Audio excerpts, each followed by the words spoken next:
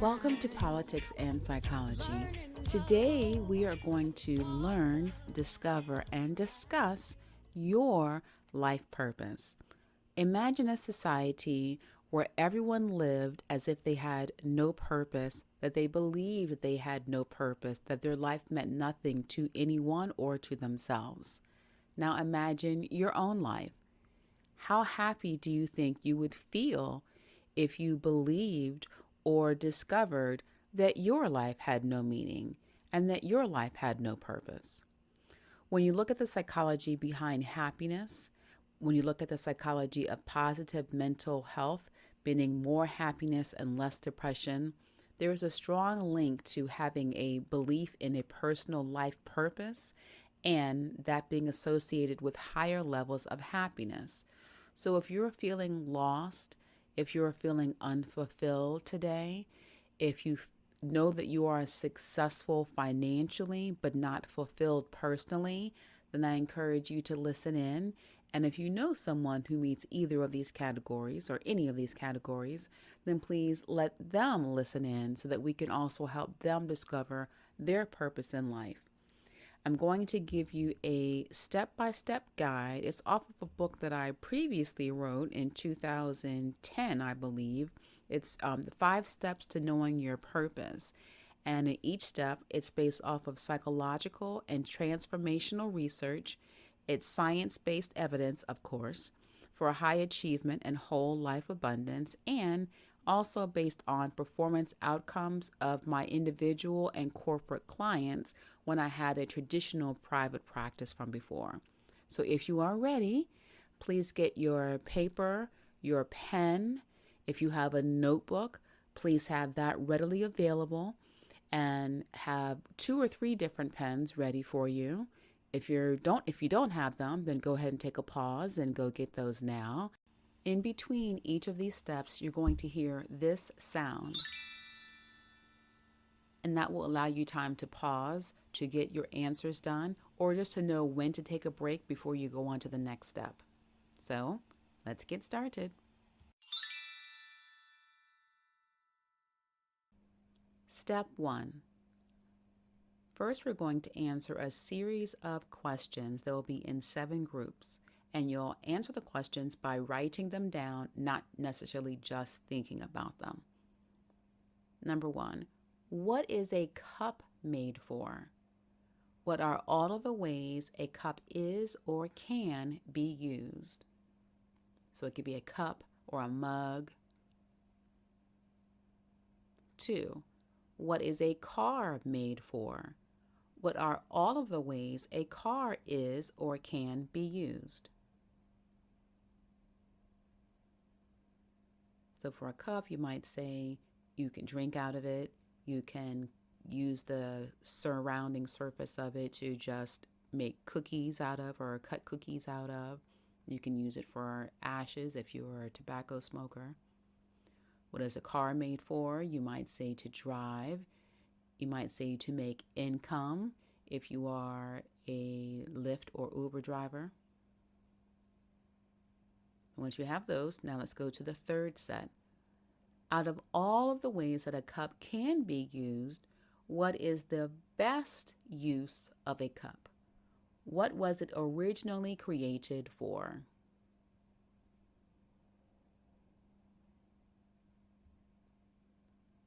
Out of all of the ways that a car can be used, what is the best use of a car? What was it originally created for? Now let's think about you. What are you made for? So on a separate sheet of paper, list what are all of the gifts, talents, and skills that you have. So that should be 2 or 3 different columns. So you can have gifts and talents and then skills in another column. Think about some of the things that you do that other people often come to you for. So you may not think it's a gift, you may not think it's a talent, but people do consistently come to you for this issue, for this problem, or for this need, or for you to just do this thing for them. Now this, I'm going to encourage you to take a pause, and then when you're done, come back. So looking at your list, out of all of your gifts, talents, and skills, which one or which ones are you really good at doing? Which one or ones do you do the best? And which one or ones come easily and natural to you? So you're going back and looking over your 2 or 3 columns for your gifts, talents, and skills.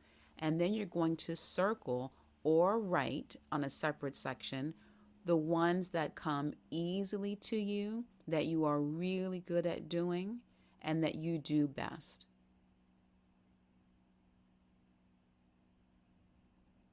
Now, from your list of gifts, talents, and skills that you listed in number 6, which we just completed, now list your top 5, with your number 1 at the top being your top gift or skill where you have the most talent or the most skill.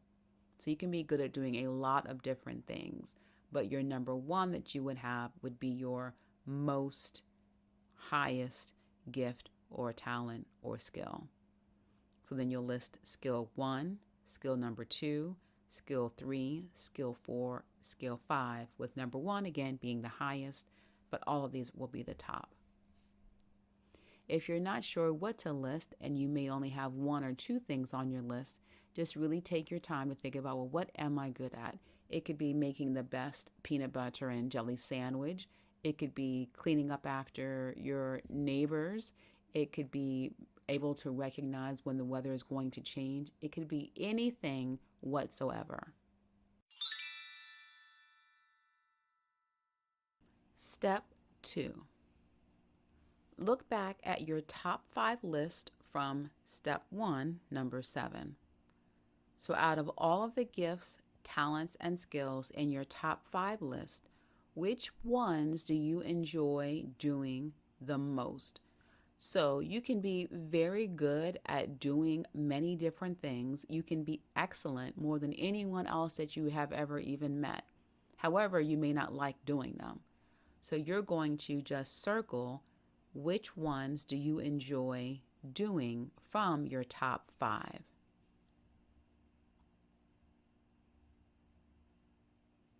Then put a smiley face next to the gifts, talents, or skills that make you happy or make you feel energized when you are doing them or when you are doing it.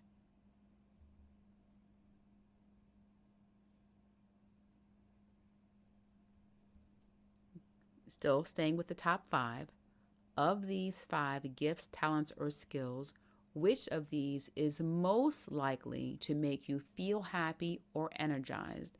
Which one or ones do you enjoy doing the most? So for number 3, you're going to not only consider which ones do you enjoy doing, but which ones do you enjoy doing that also make you happy or feel energized the most.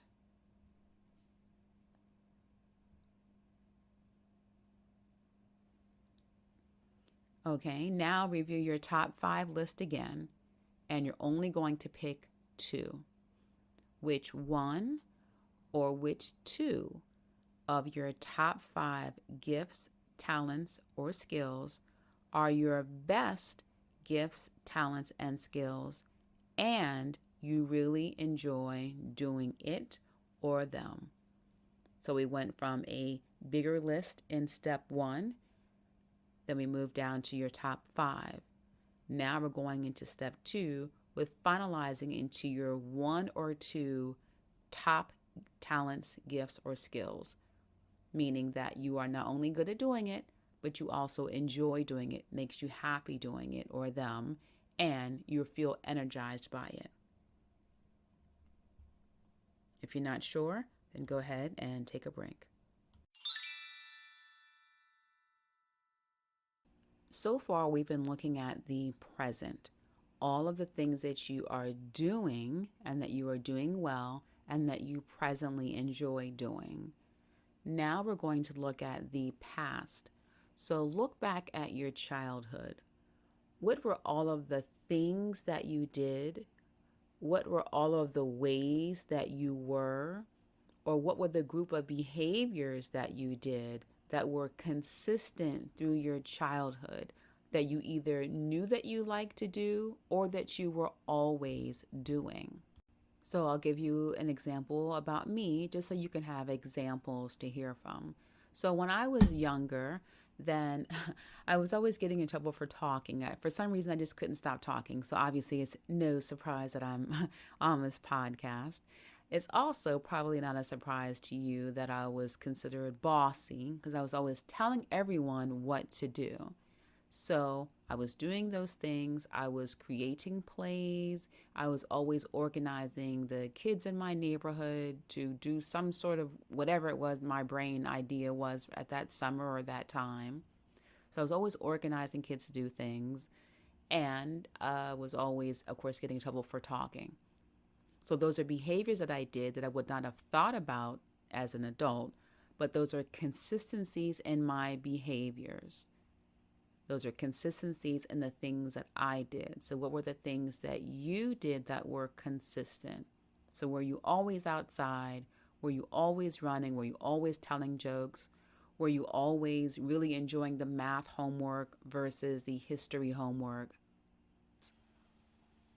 What were the groups of behaviors? What were the things that you were doing as a child and as a teenager?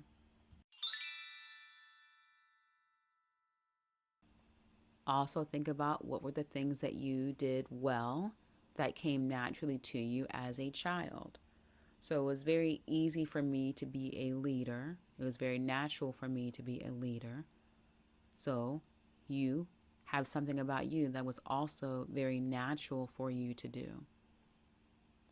When you're considering all of these behaviors, categories of behaviors and activities, also be courageous enough to think about and remember the things that you wanted to do but were not allowed to do because it made someone else insecure, because you may not have had the financial means to do so, because it was making someone else uncomfortable, or that you volunteered to stop doing it or to do it less because you did not want to feel or to be rejected from someone that you loved or cared about or wanted to be your friend. So list from your childhood and teenage years the groups of behaviors that you did do, as well as those that you did not do purposefully, but you wanted to do them, but you chose not to do them or were forced not to do them because of someone else's preferences or your fears and concerns about someone else's approval. So think of all of those and write them down and then come back. We're staying in step 3, but now you're going to consider all of the TV shows or the famous people you might have seen or the things you read or heard about when you were in school or just anything that you were very fascinated by or that you can remember being awestruck by. Something that really caught your attention and you were like, wow, I wish I could do that. Or when I grow up, I'm going to do that. I'm going to be an astronaut on the moon, or I'm going to be an astronaut on Pluto since it was a planet at that time. So whatever you were aspiring to do that you were awestruck by. Now go back over your top 5 and focusing also on your top 1 and top 2. But out of the top 5 of your top gifts, talents, and skills, do you see any similarities in what you wanted to do as a child, what made you excited or awestruck as a child, or behaviors that you did as a child or a teenager? And what are those behaviors or categories or things that you have present or that are on your list for your today that you like to do or that you are really good at doing? So hopefully you can start to see that there is a pattern. One reason why we're focusing on your childhood is because as a child, you are more likely to be free to dream and to not accept limitations and to not deny yourself those dreams. You're less likely to be caught up into bills, parenting, marriage, everyday responsibilities, or even the financial market. You're less likely to be swayed by things that are negative, that are going to push away your dreams, because as a child, your whole world is open to you. The whole future is possible. So when we think about your childhood, those are always very strong clues of your purpose, because it's something that you are going to have always wanted to do, that you may have suppressed, or you are currently, as an adult, suppressing. So what are those things? What do you see on your list that stands out, that's on both of those lists?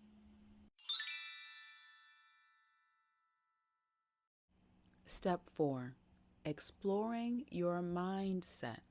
This is where we discuss your psychological processes from when you were a child through today. So, as a child, what did you think you wanted to be as an adult? Did you want to be famous? Did you want to be a teacher? Did you want to be a scientist? Did you want to be a scientist who rediscovered dinosaurs? It doesn't have to be realistic. It just has to be what you were, what you wanted. So as a child, what did you want to be? What did you want to do? Now think about your mindset. When you had those dreams and aspirations, what caused you to give them up? What caused you to then think, well, this is not possible, or this is not realistic? What were the memories? What were the events? What were the thoughts that you had, or what did someone else tell you that made you give up on those dreams? Now, for some of you, you may have tried to fulfill those childhood dreams. You did not give up on them. You did put your heart and soul into accomplishing what you always wanted to be. But if you are not that today, or if you stopped being that, then what happened? What were your thought processes that said, okay, well, this is not working, or I'm not going to do this anymore, or this is never going to happen, so let me just give up on that? There may also be others of you who you still have those dreams, but you don't know how to get started. You don't have connections, you don't have the financial resources, you don't have the supposed education or the credentials to achieve those dreams or that dream, but it's still in your heart. It's still a desire that you have. So what are those obstacles? So whether you gave up on your dream, whether you tried your dream but decided to give up because it seemed impossible, or whether you still have that dream but you don't know how to get started, all of these things of why you have not done it start with the mindset. So what are the thoughts that you have had? What are the thoughts that you have now telling you that that dream is impossible, or that you cannot start or finish it?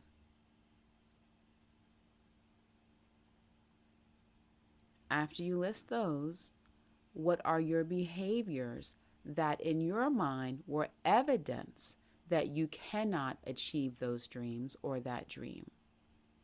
What do you see as proof that that was a silly dream or an impossible dream that you should not have thought about, or that was just for your childhood, but now you have to get more realistic? Even if it meant you were going to be a cowboy riding dinosaur, it doesn't have to be real.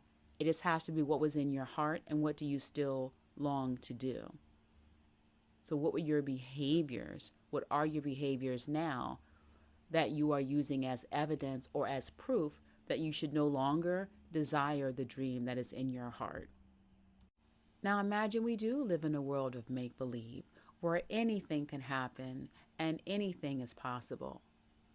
Would you still want to do that dream if you didn't have to worry about finances, or appearing to be responsible or not wanting to appear irresponsible.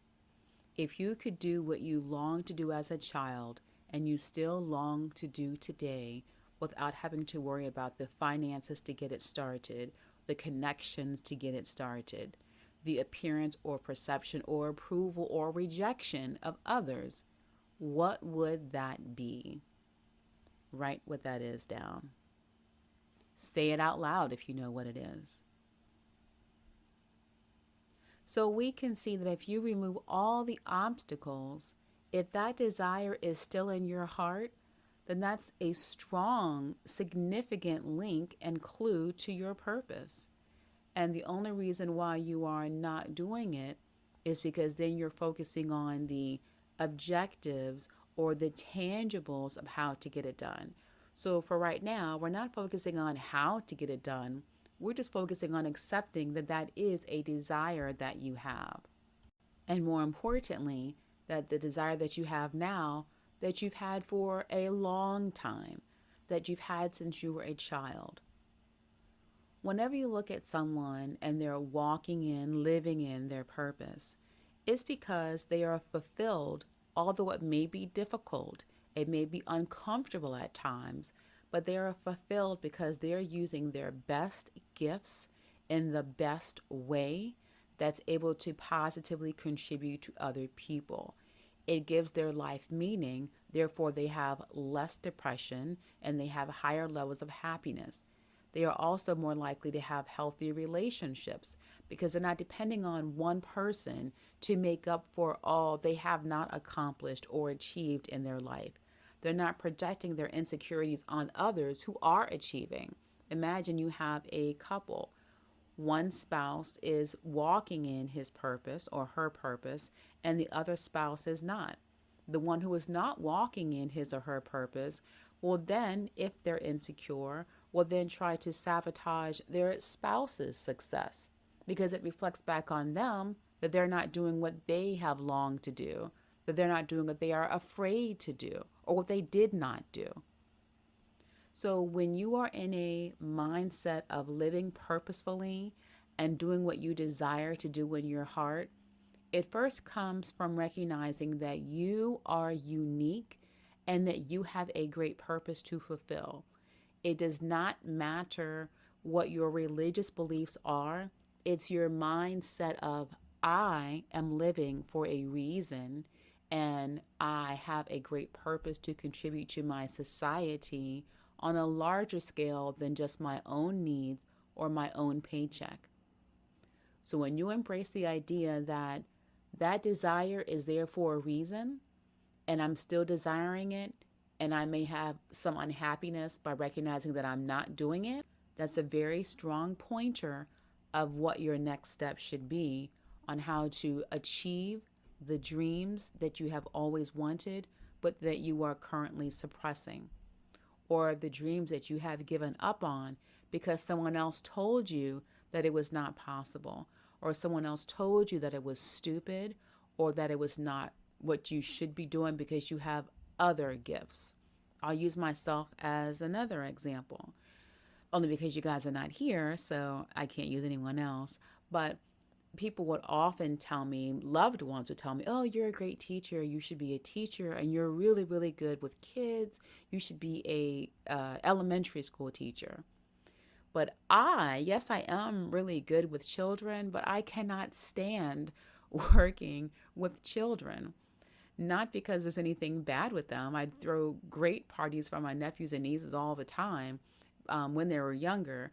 But it's just that my mind works in a way where high achieving people that have dreams that seem impossible, or high achieving people who want to achieve even greater, being able to think on that level is what energizes me.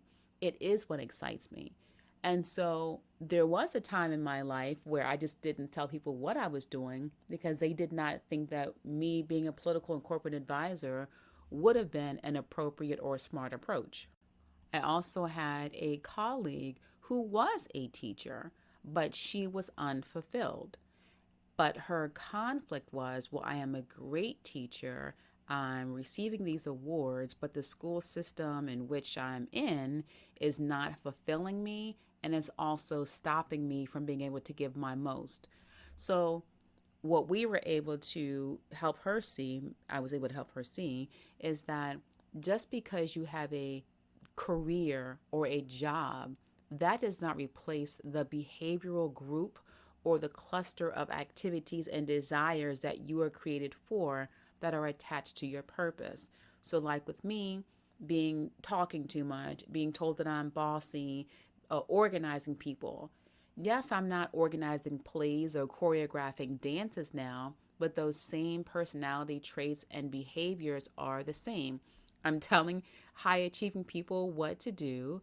I'm creating strategies, I'm giving messages, and I'm talking. I'm talking to you guys. And like with my loved ones who told me before about being a teacher, part of this podcast is a form of teaching people about what's happening in our society and how they can make changes in their own life. Similarly, with the person who was a teacher, I was able to help her see that teaching is who you are at your core, whether it's inside a school system or a school district. It's the teaching that's part of who you are.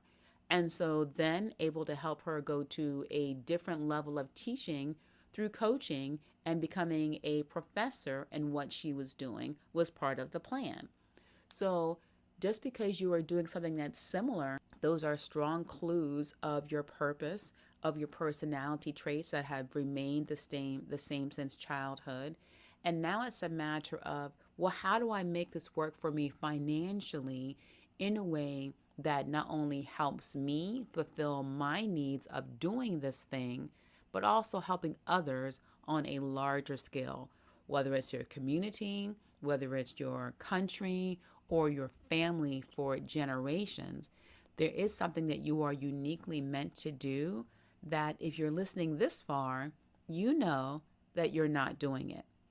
And part of the reason why you're not doing it is because of your mindset. So I'm encouraging you today to go back to your mindset, to accept that you did not follow through, or that you gave up, or that you were forced to give up. But because the desire is still there, then also be accountable for not giving up on yourself.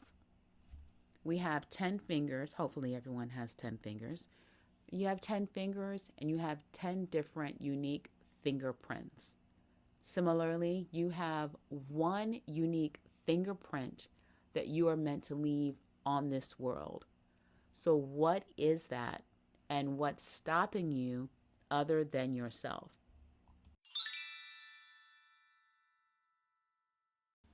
So, we have two more questions for this section or step 4. The second to the last question is, just like I am good at teaching in a different format, just like my colleague was good at teaching in a different format, then you have something that you are linked to for a behavior that you may not have thought about a different way of doing it. So you're going to think of, well, what can I do that's still part of my childhood dream, that's still in my heart today, but how can I reframe it, or how can I re-envision it in a way that makes sense today? So with me not teaching children, but me still being a teacher, but being a strategic advisor and a counselor to elected officials and CEOs. It's still teaching, it's still advising and telling people what to do, but in a different way. If you were thinking of again, of like the cowboy dinosaur example, obviously there are no dinosaurs, but there was something about that that excited you. Is it about the animals? Is it about you being out in nature? Is it about you being with big cattle? So there are elements to your dream that even if we know that as adults, the dinosaur dream is not possible, but if you could still do it, it would still be a possibility, then that means that there are elements to that dream that you're still left to do. There are clues in those behaviors, in those adaptions of that dream, of what you can do today. Also, this would be the last question.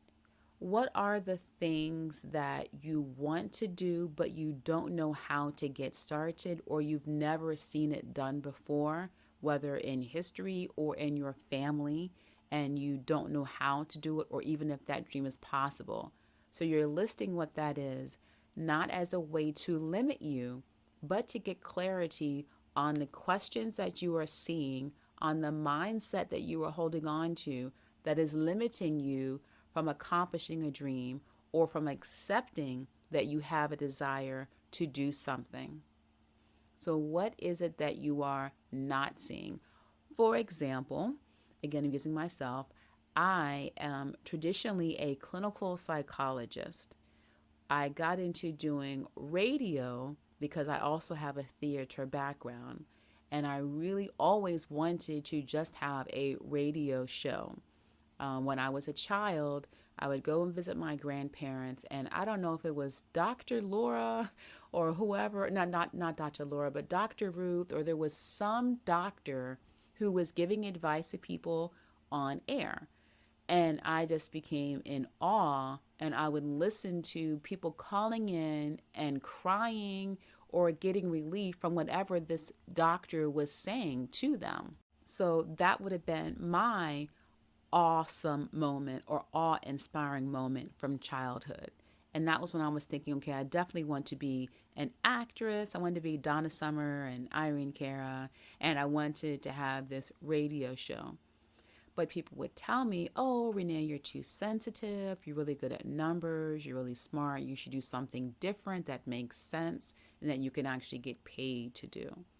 So one of the reasons why I have 5 degrees is because I was still doing what I wanted to do as far as acting. I was doing what I was good at doing, which was accounting, and trying to do both of them without compromising. But it still wasn't what I really felt led to do, but it just made sense based off of everyone else's opinions on what I should do. So you fast forward to today, being a psychologist, I didn't have anyone who even had a traditional private practice that was as large as what mine was, who also was doing TV commentary for things that would happen in the news. But it was only because I had the theater background that I felt comfortable being on camera and helping people, watching the news to understand an issue. So I was still able to still put part of those together, and I really enjoy doing it. But I didn't have any model to follow. It didn't make sense for me to do. Likewise, it did not make sense for me to leave being a clinical psychologist in the psychiatric units to then being a psychologist who advises elected officials. So there was no blueprint for it, nor did I have any idea of how it was going to happen, but it was a desire that had morphed from being younger, telling people what to do, helping people, having a caring heart, being a teacher, to then, okay, well, I'm focusing on helping people who have a strong influence over their states or over this country. And so I'm only sharing that so that you could understand that you don't have to have a specific title or a specific path to achieve the dream that you have. You can just put parts of those together to make a unique imprint, a unique fingerprint for you. Because there is only one you, and therefore you would only have a unique purpose that may not have a blueprint from what someone else has already done. So then the last question is, for this particular section, if you're not really clear on all the pieces that can go together to make the ideal purpose for you, another clue would be, what are the things that you do not like to do? What are the things that you are really bad at doing? What are the things that you would hate doing or that you would completely dread doing? So again, yes, I could be a teacher, but I completely dread if I had to be in a classroom with teaching tiny children. So what you don't like to do is also a clue of your purpose, but in a different way. What you don't like to do, which you are horrible and the least gifted, the least skilled in doing, is a benefit because it lets you know not to waste time doing things that are not what you are good at doing. And it can help you then direct yourself on what you do well, what you do enjoy doing. So the things that you don't like to do and the things that you are not good at doing are excellent clues and excellent directors of what you should be focusing on, of what you do enjoy doing.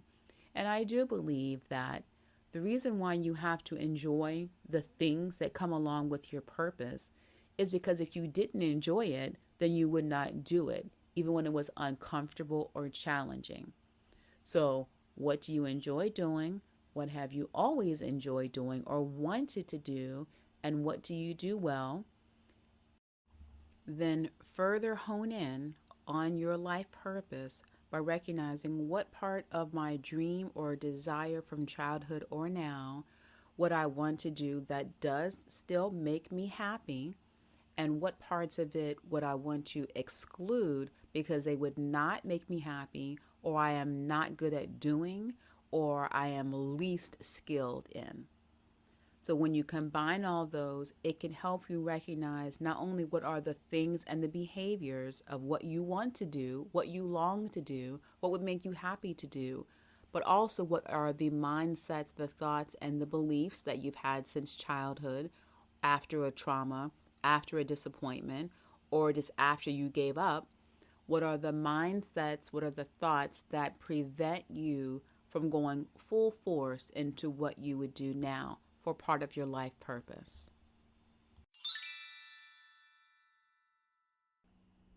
Now that we have fine tuned more and more the parts of yourself that are present, that are still existing within you for what you long to do, as well as the parts of you that do not want to do something, you can combine those to make a perfect recipe to create this delicious understanding of who you are and what you were created to be. Experiential psychology is when you take an emotion that you are experiencing and you analyze that for what it means. What does this emotion or feeling mean in words? So, how do the emotions relate to the cognitions? So, look at your emotions. When you look at all the insights that you have obtained, the words or the clues that you have written on your papers from step 1 until step 4, what do you feel? What do you feel thinking that your life purpose could still be possible? What do you feel? When you know your purpose or have hope and feel free to believe and dream again for your purpose, it will energize you and it will give you hope.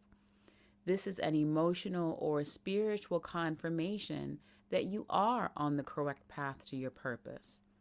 However, your mindset, because of life, because of obstacles, because of others, it may cause you to feel also anxious and scared that when you realize that, you know what, that is my purpose, but I am too afraid to do it.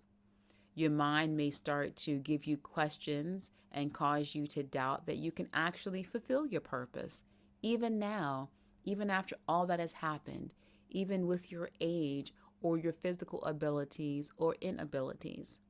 But do not listen to those because those are fear. Do not listen to the doubts. Do not listen to insecurities. Do not listen to your fantasies of what you imagine other people will say about you if you do follow this dream that is in your heart since childhood and that you know would be a strong clue to your happiness and your fulfillment on your family, on society. Your mind is meant to be logical and to keep you safe. That's one reason why we have dissociative identity disorder or split personality.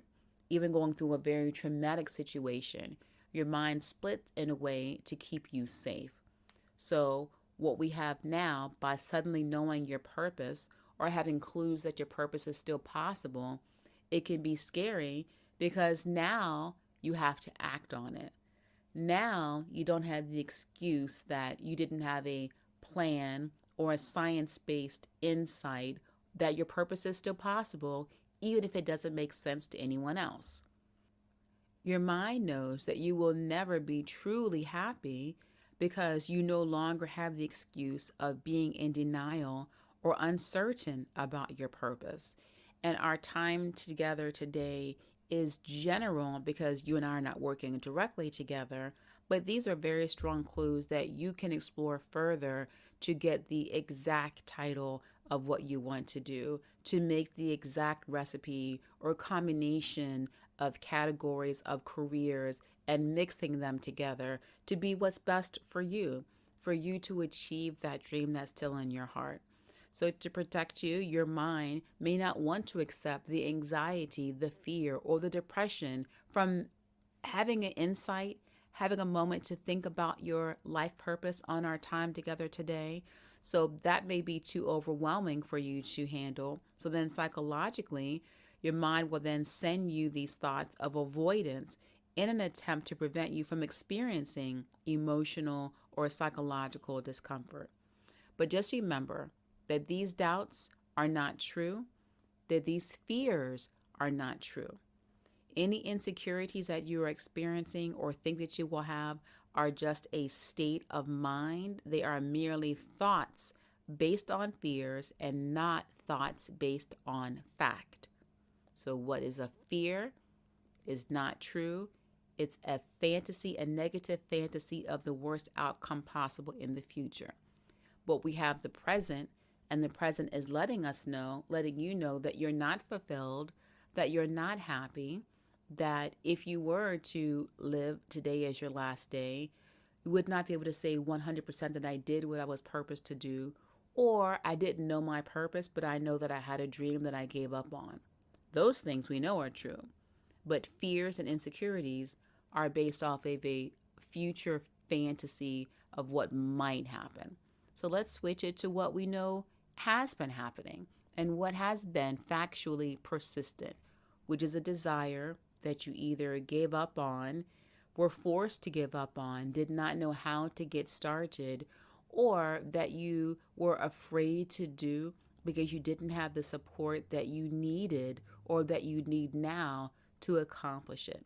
So that's what we're going to do now in step 5, which is our research and discovery.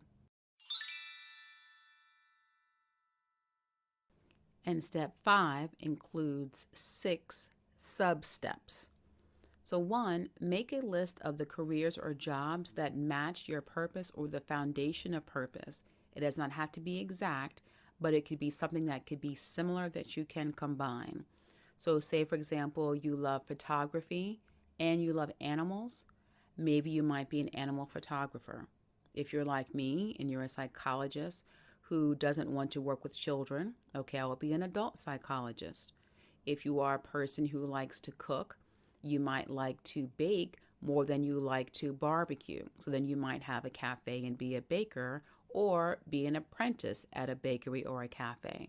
So remember, don't limit yourself based off of what exists because there's only one of you that exists. So therefore, there may not be a blueprint, but we'll just use the research to help us discover how to get closer to what you want to do. So search the internet for job searches, industry searches, career searches, or search university academic catalogs for classes that match your purpose and that excite or energize you. So make a list of those based off of available data and information from the internet. Also, research successful or established people or companies who are doing the same or a similar activity as your purpose. What steps did they take to start living in this job, career, or activity? What activities are they doing now that match your purpose and appeal to you or excite you? So we're using emotions. Remember the experiential psychology. What emotions do you experience that you are finding from this research? Like, oh, wow, I can look at this book or this course catalog or watch this particular person on TV. It could be a made up a character who's in the future from a sci-fi, but what they're doing excites you. And you're like, man, I wish I could do that. That emotion is a clue. That experience of that emotion is a clue for your purpose. You also can complete a high-level career assessment to give you more of an accurate identification of your skills and how they match your personality. And you could do this by going to a career testing with a psychologist or at a school or a business coach or a business psychologist who can then help you, who's also certified, by the way, not someone who's just on the internet saying that they have these skills, but who could also give you insights psychologically of where your career interest may be. Now we're going to sub-question number 2. Make a list of 5 people who are familiar with you, personally and or professionally. Include at least 2 people who know you personally and at least 2 people who know you professionally or have direct knowledge of your gifts, talents, or skills. So make a list, person 1, person 2, person 3, 4, and 5, and have each of these individuals on a separate piece of paper. Then, third, call or contact each of the 5 people who are on your list and ask if you can meet with, FaceTime, talk to, Zoom, or even just email them 2 questions to help you discover your purpose. So then what you would say is, hi, so-and-so, or hi, grandma, or hi, former supervisor Jane Doe. Can I ask you 2 questions about my purpose? And then in that same body of the email or conversation, then you ask them the 2 questions. So that leads us to 4. Ask each person the following questions. 1, what do you think I am good at doing? Or what would you say or think are my gifts, talents, or skills? And the second question, if you had to say what my purpose might be, what do you see me doing? Or what would be the name of the career, the job, the industry that you think I would be a natural match for? So if someone were to do that for me, in my previous example, they say, oh, Renee, you're a good teacher. So it doesn't mean I'm going to be a teacher for elementary school, but if these 5 people have a similar theme of teaching, it may let me know that, well, you are a natural teacher. And now use your list of fine-tunes what you like to do, what you enjoy doing, and what you would absolutely dread doing to more fine-tune the how or the title of what that might look like. So when you have, the reason why you have one person's name written on each separate piece of paper is so that you can write down or you can print, copy, and paste what they have written and put that on that piece of paper under their name. So you're going to add all of the data together that you're gathering from the objective observations of others. That leads us to the 5th part, which is combine all of the information you have from your research and discovery, which is part 5, and make a list of the ideas, the pictures, names, titles, words, parts, or anything that emotionally feels right. So have you ever had an experience where something felt right or felt wrong? So then you're going to make a list of what feels right based off of the research that you have gathered from these interviews and from going back and asking yourself what you're interested in, and from your list of the careers or jobs that you were looking at, what some of these successful people have done that you also researched. So everything from step 5, that's what you're focusing on for the experiential part to identify or clarify your purpose. And when you're making a list of the ideas, the pictures, the names, the words, the titles of what that person does that feels right. So for example, like with me, I didn't know anything about being on the radio when I was visiting my grandparents in New York, but I know that it felt like that was the right thing for me. Like that's what I want to do. So it felt right. Whereas teaching someone how to do math would be the worst feeling. It would not feel right at all. So when you're thinking about what feels right, it's only the experiential part of the emotions, and you're not going to focus on what your mind is telling you. Do not focus on being logical or being rational. Instead, you're only going to focus on what makes you feel like it could be part of you living an abundant and a happy life. And also, you have to remember that your purpose may not always appear logical in the beginning. However, once you begin living it, your purpose will go from irrational or crazy back and forth, but it will end up resulting in a more defined trial and error life of purpose. And now we have the sixth step of it, the sixth sub-step of it, which is from your collection of inspiration, your ideas, your guidance, and your information from this whole research and discovery session from step 5, combine some, most, or all of these items that felt the most right to you. So out of all of these things, what were the ones that felt the most right? So like we did in the beginning, what is a cup made for? It's made for a lot of different things, but what is the most right thing for a cup or the most right thing for a car?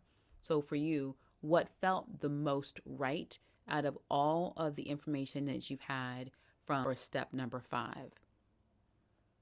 Then once you have all of those, you combine some of them or most of them for what makes you feel most right. And that will help you create or identify the title or activities for your life purpose. And if there is not one career or one industry that matches your purpose, then like me, you could use me as an example, then you can combine multiple careers, or you can mix and match jobs to create the ideal career for you, a career that matches your purpose. And now I have a few warnings. Warning number 1, do not be tempted to choose a current career, industry, or job that is quote unquote close enough or quote unquote makes the most sense to your purpose. We're not going off of a logical, because logic is what has gotten us away from our purpose, has gotten us away from what feels right for our purpose and living and walking in that abundance. Second warning, so you're not going to look for what's close enough or what makes the most sense. Instead, you're going to imagine in our world of make-believe what you could create or what you could find that may not exist in your neighborhood, in your family understanding, or even in your local college, but what you might create for yourself. And then the third warning is do not limit yourself to what already exists. We don't need to have a blueprint for you to live in your purpose or for your purpose to be valid. You might be the blueprint for someone else to follow in your family, in your community, in your society, of taking a chance on yourself, of believing in yourself and your purpose of what you were always meant to do, and you finally decided, I'm not going to be afraid or I'm not going to wait any longer. So maybe you could be someone else's blueprint, but don't limit yourself to hoping that unless it already exists, then it's not a valid purpose. So today, our goal was to give you a foundation to go step by step, step 1 through step 5, to identify your purpose, your suppressed dreams and desires, or what you have rejected as part of yourself because it either didn't make sense or you didn't have access to the opportunities to do it. But the fact that you still have a desire to accomplish those dreams, or you are living a life that may be successful or may be financially sustainable, but it's not bringing you fulfillment, then that alone is a clue that you are being busy but not purposeful. So to have higher levels of happiness, higher levels of fulfillment, higher levels of relational satisfaction, then it comes from you being a whole person who is walking wholly in your purpose or walking toward your purpose. So remember that to begin living in your purpose, you do not have to have a blueprint or a perfect plan or a complete plan. Once you just begin to live in your purpose, once you just decide to start finding out your purpose and to take the time to explore you and what you are uniquely and best created to do, then you'll naturally define the specifics of your purpose. So you may not know exactly everything today, but once you take the first step, it will open up, yeah, I didn't like that. Oh, but I did like that part. It will just give you more and more clues to more and more fine-tune your purpose and what you were created to do to help with us, to help with our society, to help with your loved ones, or to be a trailblazer for the generations to follow.